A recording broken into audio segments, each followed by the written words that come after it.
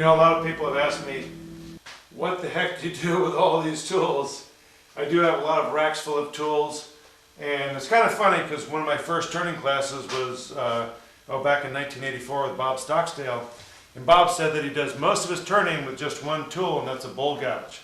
Now that's a very important piece of information because the bowl gouge still is one of the most important tools. Here's one that I made a handle for, you know, back in the 80s. It's back then they were calling it a super flute bowl gouge, and this is a 1/2 inch. Here's a newer gouge that I got. This is a really nice one from Lathe Tools. It's a 3/8 of an inch bowl gouge.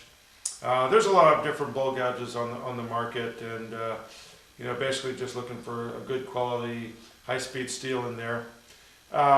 Stu Batty has taught here several times at my school, and I really like what Stu has taught me about the 40-degree bevel.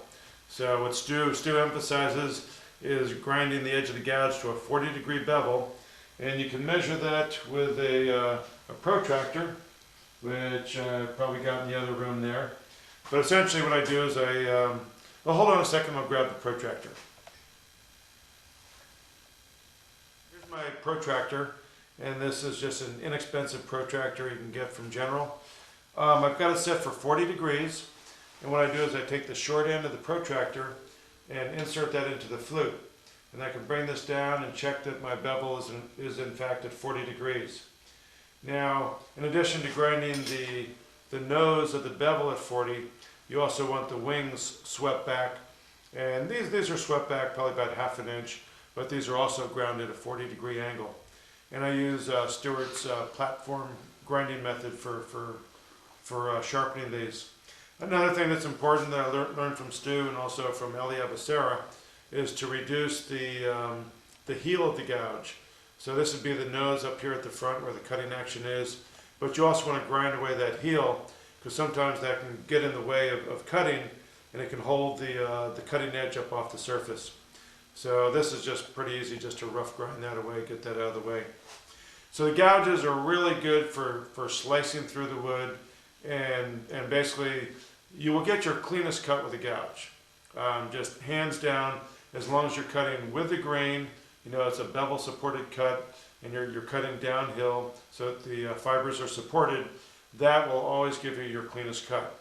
Now, having said that, you can't always optimize that direction when you're turning. So because of that, I have a variety of other tools that I use. Sometimes I'll go in there and use various scrapers to get the job done. You know, so you can go in here with a heavy-duty scraper and use that. If I get into hollowing, for hollowing, it's a good idea to use some type of boring bar. So this is the Dennis Stewart system, and this is a really great tool. You'll notice that the cutter is very narrow, only about 3/16 of an inch wide. And the reason for this is that you only have a small amount of surface that's contacting the wood. You know, this is acting like a little spear point. So if you have too broad of a surface, it's going to tend to grab the wood and catch it. But if you have a narrow surface, a narrow cutter like this, that's only about 3/16, it's much easier to cut through the wood. Now some of these other tools, you know, they're really quite a variety of tools. This is a roughing gouge, and a roughing gouge is really only used for spindle work. You do not want to use a roughing gouge for bowl turning or for, you know, any type of grain orientation where the grain is oriented in a face grain mode. So for example, when you're spindle turning, you've got the stock mounted between centers, and it's all long grain revolving like this. And this is a safe way to use the roughing gouge. When you're doing bowl turning, then the grain is oriented in the face grain mode, and it's spinning around like this. So what happens is that you're turning long grain here, but then when it comes around, you're hitting end grain. End grain is the big challenge in wood turning. So with end grain, you always want to be cutting it from the side. So think of sharpening a pencil. You're going to be dealing with a grain cutting downhill. So that's just a principle to keep in mind there. You want to try to avoid cutting the end grain head on if possible. It's always best to cut the end grain from the side.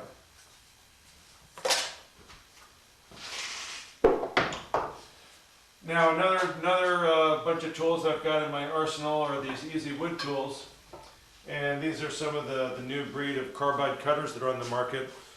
This one, you can do a wide variety of stuff with this. And this one here is good for hollowing and for kind of doing some undercuts and getting off center. Now with these are basically doing a scraping cut. So it's not a bevel supported cut, but you can do a wide variety of stuff with these. And then if you need to, come back and clean them up with sandpaper. There's no harm in using sandpaper. It's kind of whatever it takes to get the job done. Another tool that I find very useful is a negative rake scraper. And this is another technique that I learned from Stuart.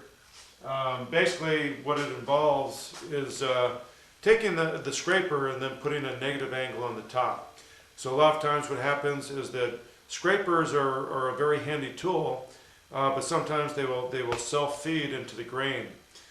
So by knocking that bevel off of the top, you get a negative rake angle, and this way you can hold this in a horizontal position and get inside a bowl and scrape the inside without getting a catch. So for example, if you're scraping or finishing up the inside of a bowl, typically with a scraper, you want to raise the handle up so you're coming down at a negative rake angle. And this will tend to deflect the cutting edge, and you'll be able to turn the inside and not get a catch. But you can't always get inside of a bowl, with the handle up in the air like this. It's a lot easier when the handle is flat, parallel to the ways of the bed. So the technique with this is to grind a top bevel on the top, and preferably about a 20-degree bevel. And what that will do is knock that top edge off and make this so that it doesn't self-feed into the stock. So this is a very helpful tool to have. It just helps to save you when you get some difficult surfaces on the inside of a bowl, and this will allow you to get in there and to blend those surfaces together. Another one that I like quite a bit is the point tool. Now, curiously enough, this is one that I learned about from Alan Batty, Stuart's father. And this one's a piece of half-inch steel, half-inch thick, high-speed steel. And essentially, the point tool is ground into this pyramid shape. So there's 3 facets on here.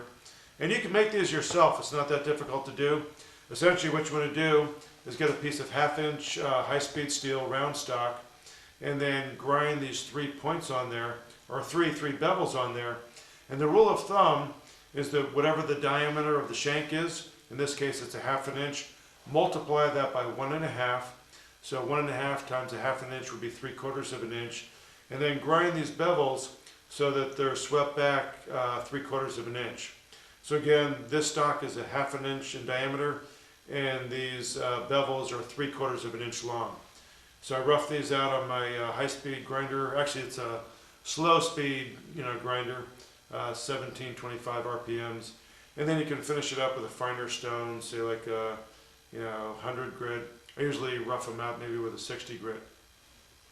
Here's a smaller version of this. This one is 5/16 inch in diameter, and again works the same way. This is 5/16 inch in diameter. Multiply that times 1.5. And what does that come out to? Whatever that comes out to, that's the length of these bevels here. Now when you're using this tool, this one can be great for doing beads. It can also be great for just kind of cleaning up various surfaces. So I usually present the tool so that the bevel is in the horizontal mode. And then what you want to do is to use this in such a way that you can use your finger as a pivoting point. And when I grab the tool, I've got my finger pointing in the direction that I'm cutting. It's just become sort of automatic, and it just helps to direct your focus with the tool. So you can put a finger here, put the tool up against this, and then just use this to sort of guide that point tool. And then if you're doing a bead, you can come straight in and then kind of back out a little bit, and then you're going to sort of rotate the tool and then just slightly twist it a little bit. So it's sort of a rotating and twisting motion. And then you can come in from the other side and come in here, sort of rotate and twist back in the other direction. So good for cutting beads, doing undercuts, shaping rims, just a whole variety of stuff. I'll also use this on the bottom of a vessel for just putting those little grooves in the bottom of a vessel. So a really wonderful little detailing tool.